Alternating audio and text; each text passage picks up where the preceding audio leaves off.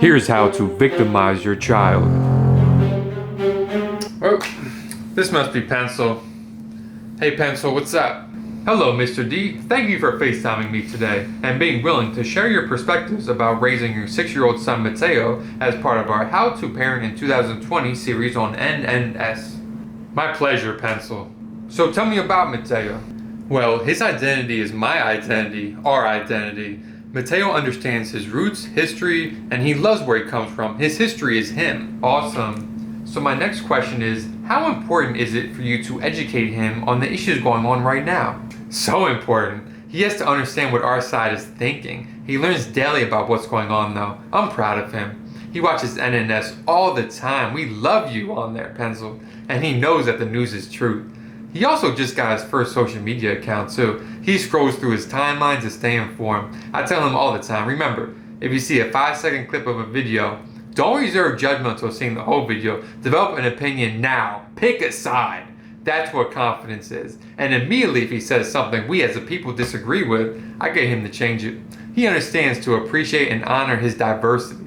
He's still learning though. Needs to understand more.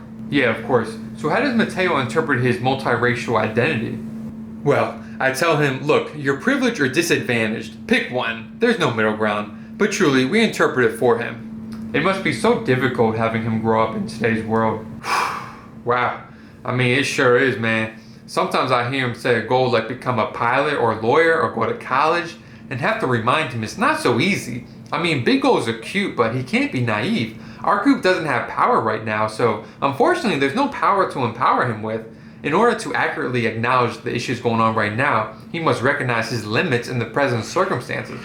I remind him of his disadvantages every day, whether they be health related or societal related. Not to get him to beat himself up trying to overcome them, but instead to acknowledge the obstacles and become aware. Also, anytime anyone dies in the world who has any common outside characteristic as him, he takes it to heart and takes action. In fact, we just got back from a protest last week where my son put up a "Stop Killing Us" sign. So proud of him. Ah, that's great. Teaching him courage at an early age. Yes, it's crazy times we live in. In order to keep him safe, I teach him the necessity to assume bad intentions when he meets people. You never know what side of the bed they woke up on, you know? Yeah, people in this world are so cruel.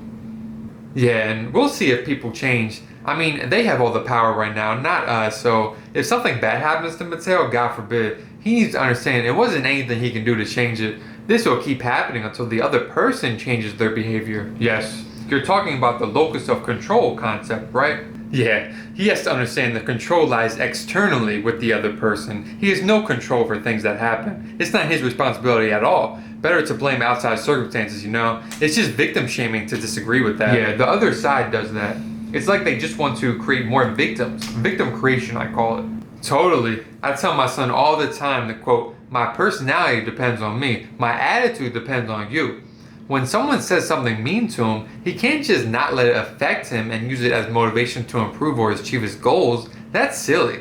Instead, he needs to embrace it as proof of him being disadvantaged. He understands that when someone does something to him, he needs to do the same thing right back at them to reinforce that it was wrong. Fight back. Yes. It's also about preventive measures too. Tell us about that. Yeah, exactly. Let me tell you a story. 2 months ago, we walked past a police officer. My son is smiling ear to ear, ready to say hi. I had to warn him though and say, remember son, we're scared of the police. They're out to get us. Then he walked to the other side of the street with me. He hasn't smiled since. He's learned. I find that even when my son is not scared, it's important to encourage him to be scared. Yeah, he needs to understand the dangers. Exactly. I showed him a few days ago the video of the cop shooting that man your network posted up. He's been silent ever since. I think he's taking it all in.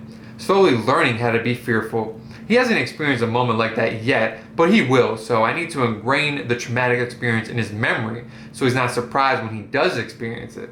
I need to teach him the realities of the world, basically. I mean, my friend, former friend now, thought I was being too negative with it last week, asked me the dumb question, is that his world though?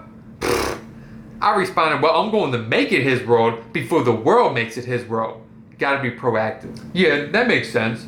It's a sad world we live in, isn't it? Yeah, it is. I will make sure he recognizes and takes offense at everything wrong done to him. It's hard to find at times, but you must keep looking for the negativity for sure. He can't let the world take advantage of him. He needs to stand up for himself and fight what's wrong. Don't let people misspeak.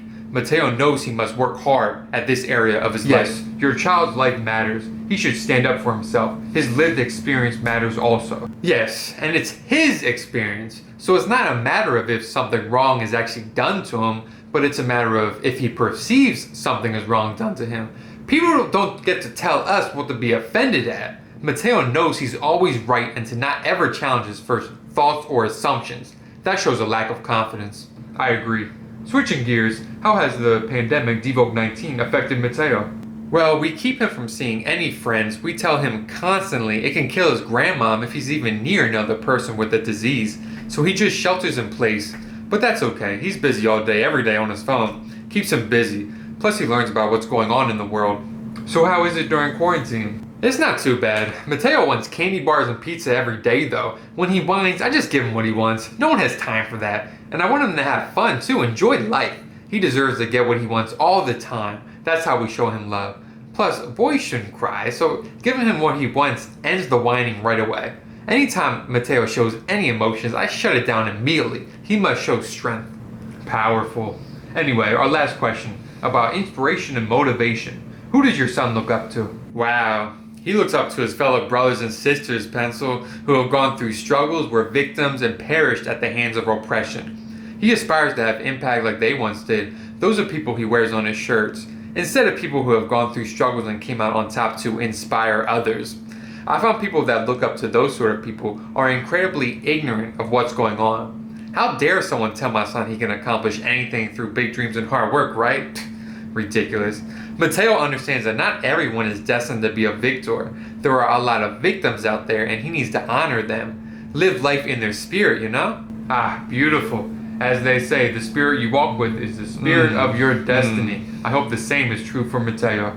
I hope so too. Anyway, one last thing. I wanted to ask you about something my coworker told me last week. Let me just get it in my phone. I wrote it down. I got it.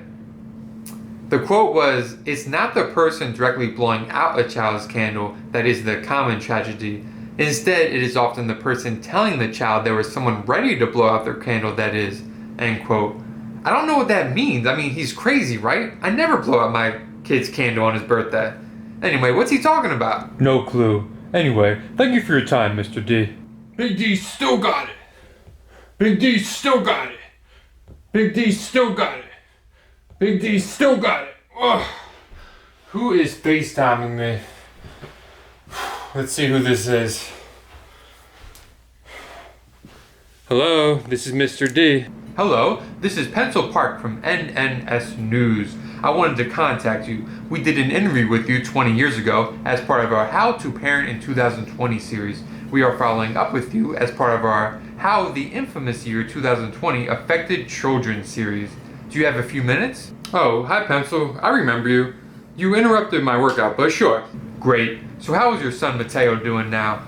Well, he's had a lot of issues since becoming an adult, can never seem to solve them. He has never really had the drive to get much done, but it's all understandable. Something in the world is always holding him back. Not his fault all these bad things are happening to him. This world is so messed up. In fact, so many young people nowadays seem to be in a similar storm, and this is making them miserable, probably from 2020. They hate themselves, and most can't even talk to people either, like robots. The world disgusts me that they let this happen to my child and others. Mateo has anxiety and constant depression too, but never really wants to open up about it much to me though. Just has such low self-esteem, like he doesn't know who he is. But we taught him confidence by telling him he matters every day since he was age 5, and we also taught him history and to be proud of it. So why doesn't he love himself? You know what? It's like his whole identity is wrapped up in being a victim. Nah, it can't be that. Anyway, on the bright side, his wife is pregnant now, so I'm giving him all the parenting advice there is so he can raise a child exactly as I raised him. That's beautiful he'll be a father. I hope you share all of your wisdom and perspectives with your son so that he can raise his child just like you raised him. Here's how to not victimize your child. Detest victimhood.